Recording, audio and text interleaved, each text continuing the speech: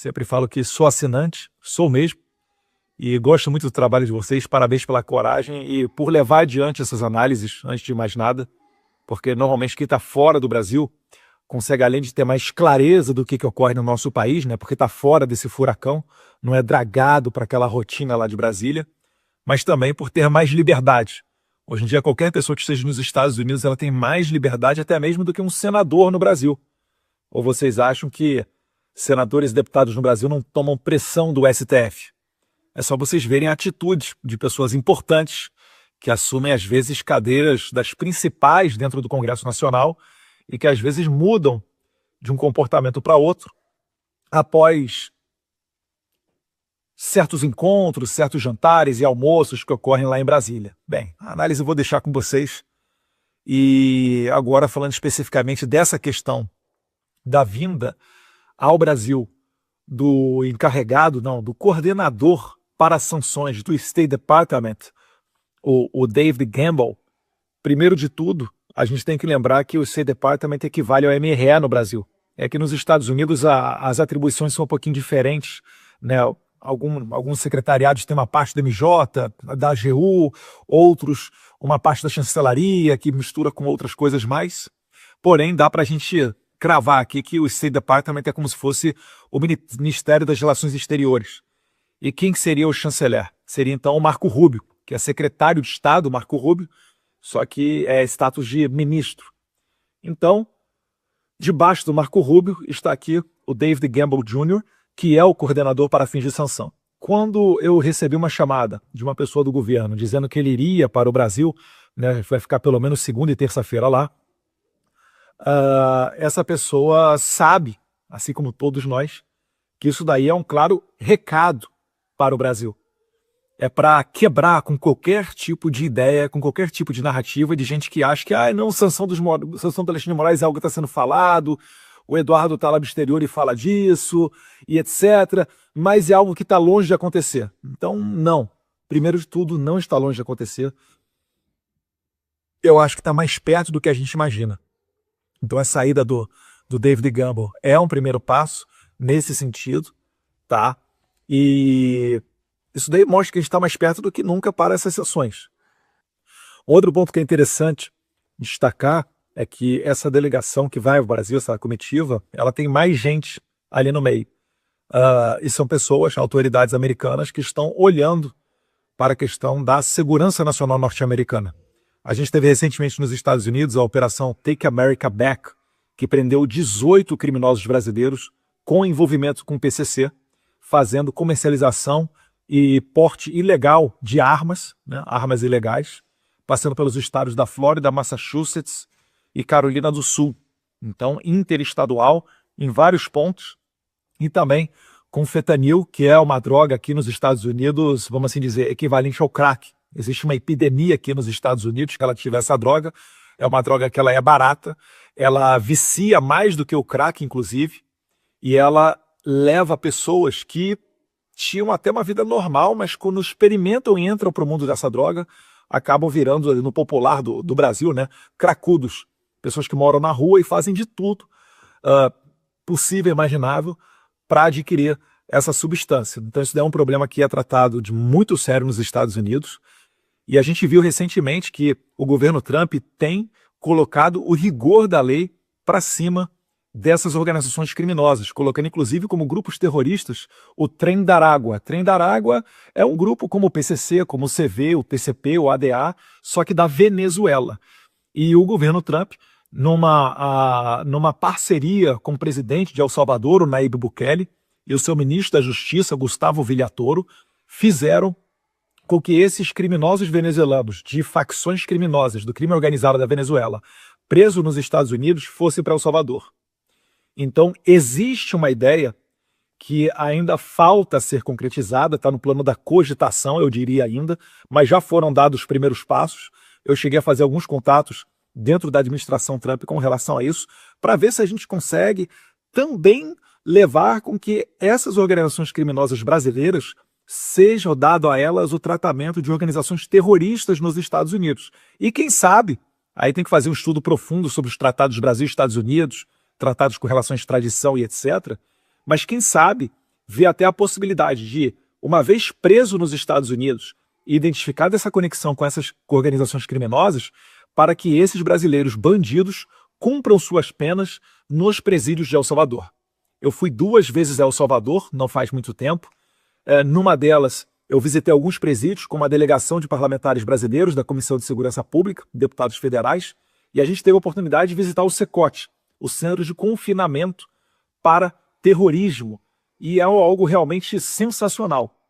Ali é cana braba, e o Bukele, o que ele fez para resolver o problema da segurança de El Salvador, que era o país mais violento do mundo em 2016, e passou a ser hoje o mais seguro, dos mais seguros do Ocidente e do mundo?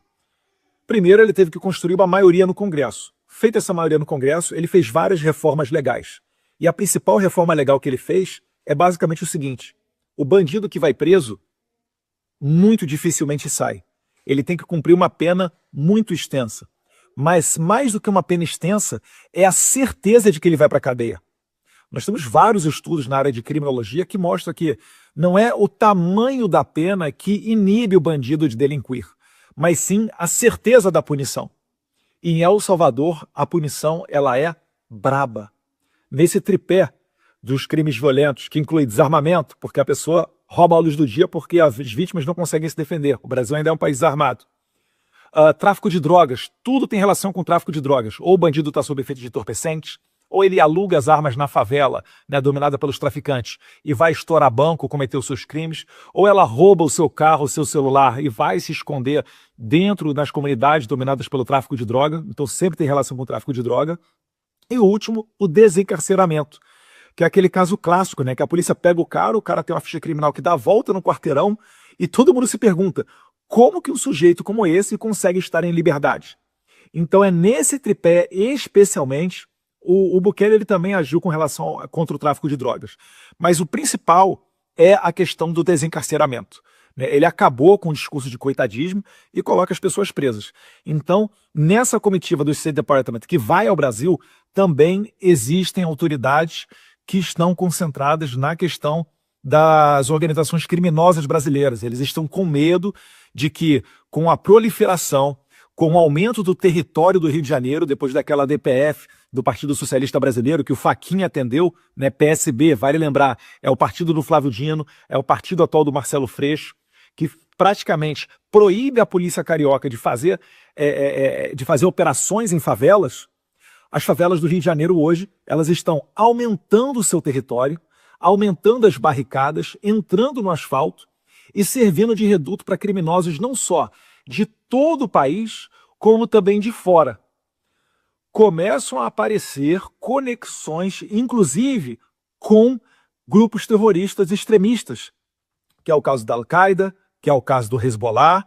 Isso daí tudo está acontecendo nesse momento, né? Investigações estão ocorrendo, operações no Rio de Janeiro, e os americanos estão de olho nessa questão. Eles não querem que, de alguma forma, esse tipo de pessoa entre nos Estados Unidos.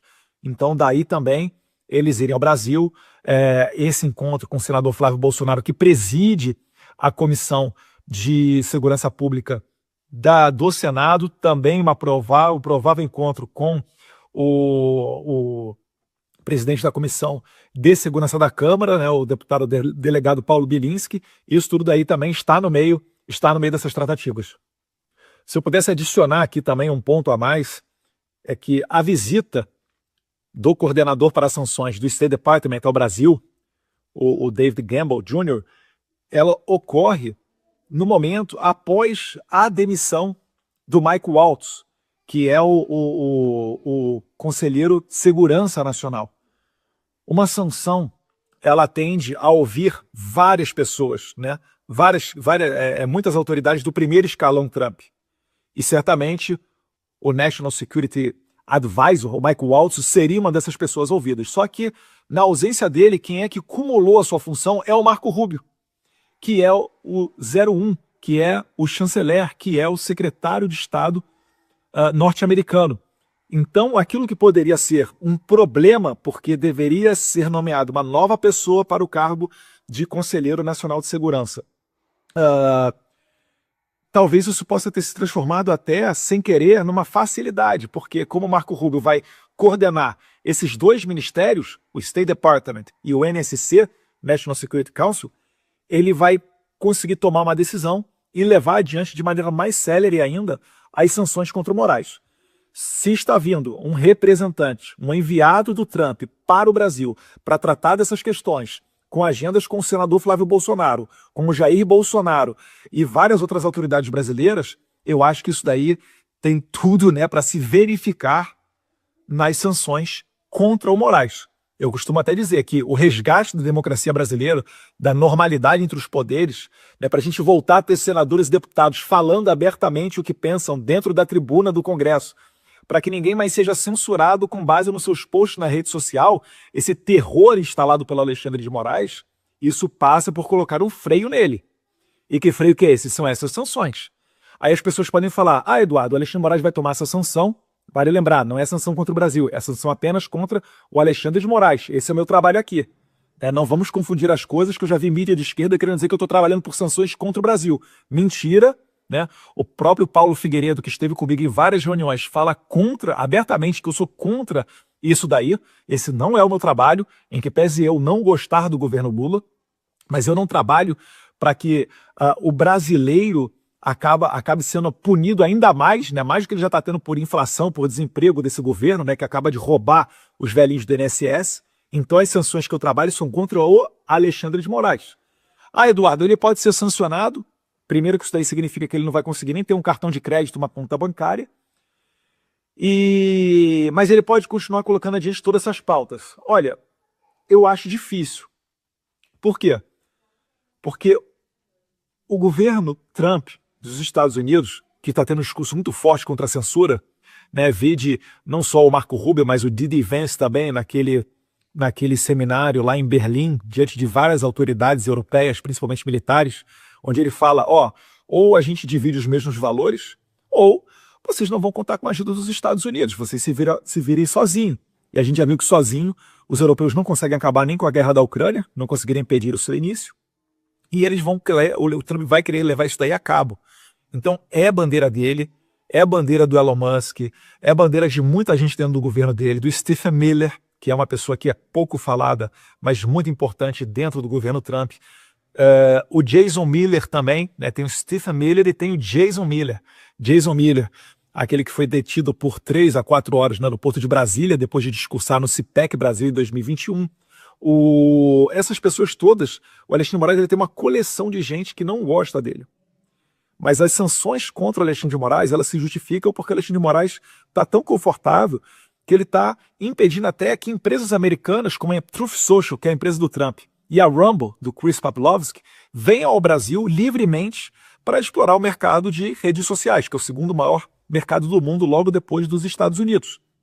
O Alexandre de Moraes tem mandado ordens para prender americanos, cidadãos americanos, com base em tweets que eles deram a partir do território de solo norte-americano. Isso daí não faz nenhum sentido o Trump deixar que isso daí ocorra livremente. E o Alexandre de Moraes tomando essa sanção, eu duvido que algumas das outras autoridades brasileiras, você pode botar aí o PGR, os outros 10 ministros do STF, presidente da Câmara, presidente do Senado, seja lá quem for. Eu duvido que alguma autoridade de Brasília vá pegar essa bandeira da censura e perseguição do Alexandre de Moraes e vá levar ela adiante. Porque essa pessoa vai incorrer em ser sancionada também. Não custa muito para o Trump sancionar. Pense com a cabeça de um americano, né? O Brasil, ele não tem uma representação muito significante no PIB dos Estados Unidos. Se não me engano, é 2 ou 3%. É pouquíssima coisa. Do ponto de vista comercial, não existe qualquer preocupação por parte dos Estados Unidos. Do ponto de vista diplomático, poxa, o Lula é o maior vocal, o Brasil, né? E aí você vai colocar todo mundo no mesmo balaio, tá? Você vai generalizar. O Lula é o maior vocal que defende o Hamas. O Lula defende o fim do padrão dólar. O Lula recebeu 2 navios de guerra do Irã sancionados pelos Estados Unidos. Inclusive, esse assunto vai voltar à tona ainda, tá? Talvez esteja no bojo aí da visita do State Department no Brasil agora. Então, com base nisso tudo, nem pelo ponto de vista comercial e nem pelo ponto de vista político-diplomático, o Trump se preocuparia muito em sancionar um Alexandre de Moraes, 2 ou 3 do STF, 4 ou 5 do STF, uma turma do STF, para ele não vai fazer diferença nenhuma.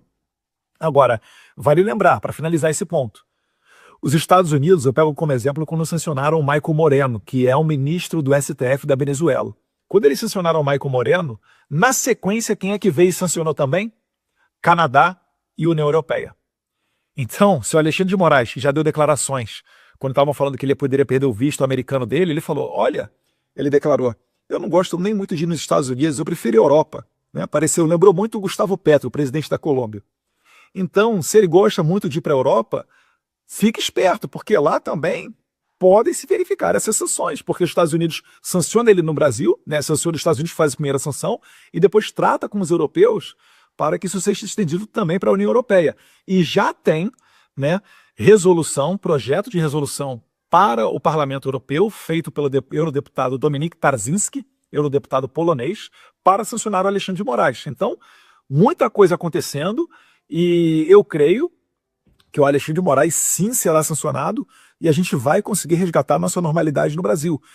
Parar com essas perseguições, parar com maldade, deixar a anistia correr livremente na Câmara, porque se correr livremente eu tenho certeza de que ela vai para frente e ai de quem quiser levar adiante as bandeiras da censura e da perseguição.